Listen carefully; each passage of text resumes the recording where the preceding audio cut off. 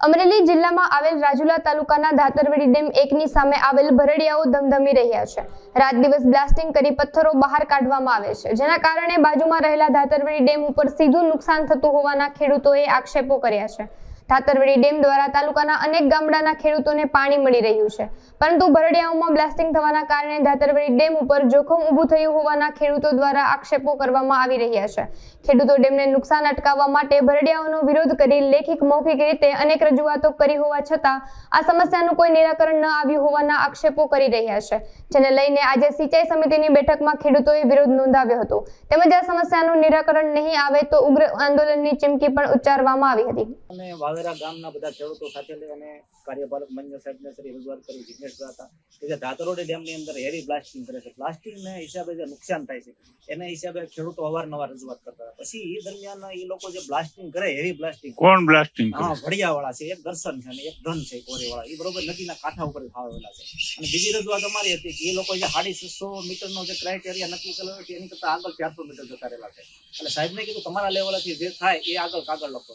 અને બીજી રજૂઆત એવી હતી કે જે લોકો પાણી નાખે છે, ગંદુ પાણી, એનું એ ડોળ કદડો નાખે એના હિસાબે માલધારીઓ, બધા માલધારીઓ અમારી સાથે વાવેરા છે, એના માલ ત્યાં ફસાઈ જાય, પાણી પીવા જાય, માલ બીમાર પડી જાય બધો।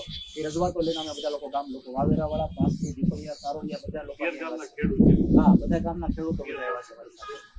હા, અમે ધરણા ઉપર બેસવાના છીએ, કલેક્ટર સાહેબને આવેદન આપી અને અમે ધરણા ઉપર બેસવાની તૈયારી કરી છે। ગામના ખેડૂતો બધા અમારી સાથે છે, માલધારી અમારી સાથે છે, આજુબાજુના 10 ગામના સરપંચોએ પણ અમને સપોર્ટ કરેલો છે। આ બાબતમાં કાંઈ પણ કામકાજ હોય અમને ગમે ત્યારે એની ટાઈમ થઈ જાય। જો આનો નિર્ણય નહીં આવે ટૂંક સમયમાં તો અમે ધરણા ઉપર કલેક્ટર ઓફિસ સામે બેસવાની તૈયારી કરી છે।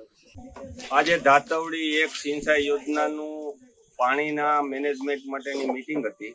મેનેજમેન્ટની મીટિંગ થઈ એટલે ખેડૂતોએ રજૂઆત કરી અને ભરડિયા અને પાઇપલાઇનનો સખતમાં સખત વિરોધ કર્યો છે। અને એને ખેડૂતોની એવી રજૂઆત છે કે 2005થી ડેમના ફ્યુઝ ગેટ પડી ગયા છે અને ખેડૂતોની એવી માંગણી છે કે ફ્યુઝ ગેટ ના સડે અને ઇરિગેશનનું જે રાજુલા અને જાફરાબાદની નગરપાલિકાની જે પાઇપલાઇન જાય છે એને 2005થી મીટરની માંગણી છે। મીટરે મૂક્યું નથી, અમારું પાણી વધારાનું લઈ જાય છે અને અમારી ખેતી બરબાદ થાય એવું અમને લાગી રહ્યું છે।